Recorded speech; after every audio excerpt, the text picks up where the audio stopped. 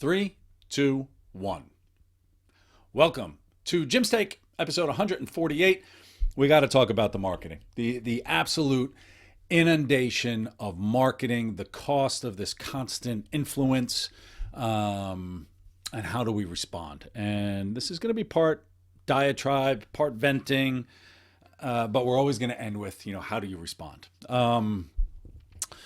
The life we are living now is that we are in an absolute marketing saturation chamber, is probably the best way to put it. Every kind of component of your life has been hijacked into some kind of marketing scheme, ad scheme, influencer scheme, to get you to change your behavior, to do a certain thing, and to really just suck that attention away from you. And I'm finding it incredibly difficult to focus. I'm finding it incredibly difficult to get things done. And it's becoming very difficult to be serene, to get that kind of moment of serenity where you could just kind of check out and do whatever. And now it's added, put it on the list, added to the to-do list is how do I undo all of the marketing stuff to do it? Right before I recorded this podcast, I just unsubscribed from probably at least 15 to 20 emails that I never signed up for. But when you look, can't use email anymore. It's unusable with the amount of just crap. And I don't sign up for things. I don't, do any of that. I even created a fake email address so that I wouldn't get emails into my email. But somehow they got it, right? And they bought it and they sold it and all kinds of stuff. I can't use text message anymore. I'm getting text messages from everybody, every company that, again, never signed up for. And my thesis for this is that it's no longer about ads. Right, the ads kind of annoy me, and you used to be able to pay to not get ads, but now it's like you used to pay for cable because there wasn't going to be ads. But now it's not even about that, because you're paying for cable, you're getting the ads. You're paying for Netflix, you're getting the ads. You're paying for this, you're getting the ads. It's become about autonomy.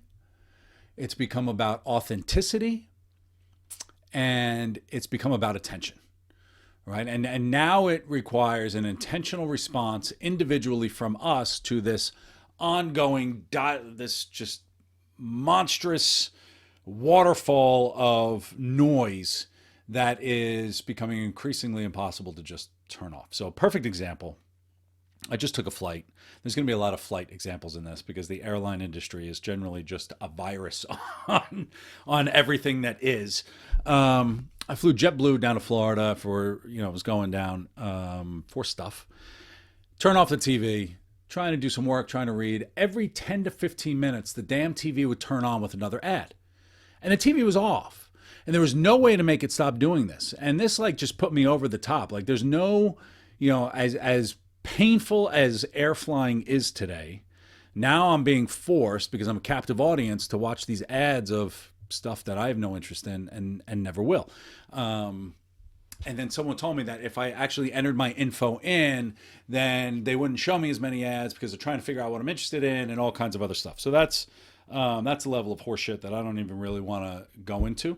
But let's talk a little bit today. We're going to talk about the inundation, what that actually means, right? We can all feel it. A lot of us are talking about this constant hit of change, but it's also this constant hit of attention and lack of attention and noise that we're being force-fed into that we need to respond to. Then we're going to talk about the manipulation that comes with it and the psychological toll. And then, as always, we're going to go into how do we respond, because we certainly can't control it, but we can respond, right? And that's kind of the whole thing about change. Focus on what you can do, right? So that's where we're going to end. So let's talk about the inundation. Some facts about advertising. I remember a number of years ago when I was working in PR, they were talking about how you get, 500 ads a day, how many magazines do you look at and the ads are in it and all that kind of stuff. Right now we're at, I think it's over 10,000 ads a day, which is insane, right? The fact that we're being advertised to 10,000 times a day, and these come from text messages, they come from emails, airport screens, airplane screens. There's ads in urinals now when you go to pee. The safety videos have ads built into it on the plane. That was another thing that drove me nuts. The email signatures. Forget about social media. The influencer marketing is everywhere, where they're trying to position it as lifestyle, but it's actually an ad for something else. And it bleeds into all of these other areas that are going to impact your day-to-day life, right? And so now it's not about frequency, it's also about this inescapability. Like everywhere you turn, you can't get away. And so this inundation, the pharmaceutical ads are just absolutely insane. And what I have found is if something's being heavily marketed, it's probably hiding something worse behind it. Right. And so I always ask the why like 5 times. Like, why are you advertising on this box of whatever that there's 0 trans fats? Probably because you replaced it with some other kind of garbage. Right. And so, like, what's the big shiny ball to take your attention away from something else? And that's kind of a very cynical belief now that I have about anything that is marketing is trying to hide something else, some other type of manipulation behind the scenes, and try and change your perspective from the discomfort that you're actually getting. You know, you sit and watch these safety videos on the planes, another plane example, and everybody's sitting in this very spacious seat and they're putting in their buckles and they're smiling and everything's good and they're able to fit a bag under the seat and everything's so nice and it's great. And the whole time I'm watching this thing with these smiling models with triple the seat space and all that is like you're trapped like a sardine. I'm like, this is a bunch of bullshit. Like I could barely put a seatbelt on anyway, and I'm not fat, right? And it's, it's all designed to change your mindset from the absolute miserable situation that you're finding yourself in. And I feel like there's probably a metaphor bigger in life about, stop focusing on, the misery that is your life and just pretend that you're somewhere else, right? Pretend you're in Hawaii on a comfortable kind of whatever. And so it's distracting us. It's this manipulation from where we actually are, from where we're supposed to be. And if you know me, you know that I absolutely hate social media. I hate being told what to do. And I really hate the word should, right? Don't tell me what I should do. And so when there's this inauthenticity, this lack of authenticity, this lack of reality about what's really happening and trying to put me somewhere else, my spidey senses go up, and I'm pretty quick now to kind of call out the BS. Sorry, another pharmaceutical ad is there. Like the dancing seniors, right? Let's talk about the fact that it's going to make you bleed out of your anus. But we see dancing seniors singing along to some Fleetwood Mac song, and all of a sudden we're supposed to ask our doctor about some obscure pain thing that we have. And that's where we actually have to spend our time, right? Watching this kind of nonsense. But there's probably a reason why they're spending that money and all that. You can get into conspiracy theories pretty quick. So let's go into why this matters. Let's talk about the manipulation. It matters because these aren't suggestions, right? Marketing used to be about, oh, you have a need and let me show you this need. And it's no longer about that. It's about trying to force a need on you. And when all of this stuff is being forced upon us, it's added pressure, it's added stress, it's added cognitive load that distracts us from the things that are really important to us that we haven't really taken the time to invest in because we're so busy with work and kids and everything else. Now we've got this other thing where every component of our lives is just completely overdone. These are behavior modification attempts is one way to put it, right? We're trying to change a behavior to distract you to do these other types of things that's really good for you, but we don't really know who you are and what's good for you, so we're just telling you that this is what's good for you. And there are, when you think about this kind of marketing influence, there are full-time teams, and now with AI it's even crazier, who are trying to influence every behavior and choice that you make. And it's really an illusion of choice, right? They're trying to tell you it's this or this, and there are books on this, on how to give 3 options so people take the middle one because that's really the best one for you and you, the business, not you, the individual. And they're trying to figure out all of these manipulative ways to change your behavior, to get you to do these little things. And these little microscopic changes really add up to negative behaviors in the long run and negative behaviors in the macro. And everything from dynamic pricing to the tipping thing. I'm going to put the tipping culture is now into a marketing component. And this kind of choice, building up this choice thing is, if you have a choice between a bag of shit and a choice of a bag of garbage, I don't want either of them.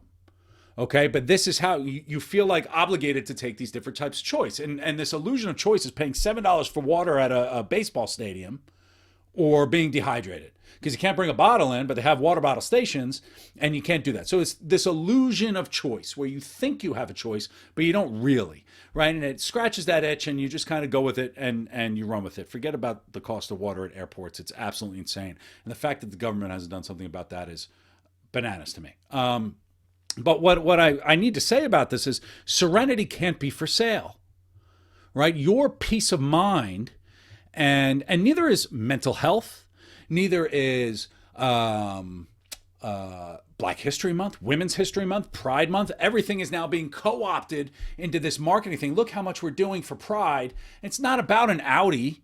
It's not about this kind of Colgate toothpaste and what you're doing about women's history or Black history. It's a bunch of nonsense. They're co-opting everything that was coming from a really legitimate good place, has now been co-opted into some kind of marketing manipulative type of behavior change, which is aggravating. So recognizing that you are the product in every component of technology, right? You're not the consumer, or you're not the customer, right? We could talk about Ticketmaster and the ridiculous amount of fees and the way they're packaging it. You are not the customer. You know, people complain about the cost of tickets. You're not the customer. The performers are the customer. You are the product.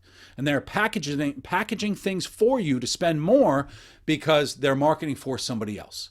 So anything that's marketed to you as for you is a load of crap. Okay? Because they're doing it, there's an ulterior motive, and they're trying to distract you from where it is. I recognize the irony in the fact that I'm doing a podcast, and I'm probably going to email everybody about this podcast and all of that type of work.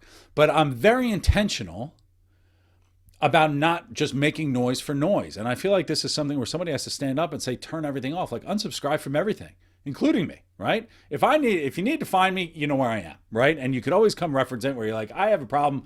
Let me just see what Jim has to say. But just turn everything off, everything else off. Just turn it all off. But the big takeaway from marketing that I would say is if it's being marketed, they're hiding something worse behind it.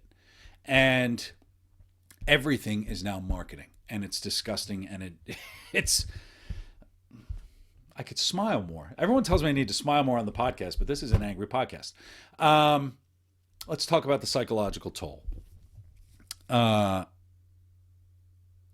Stress. We're burnt out. Attention fragmentation, we'll call it,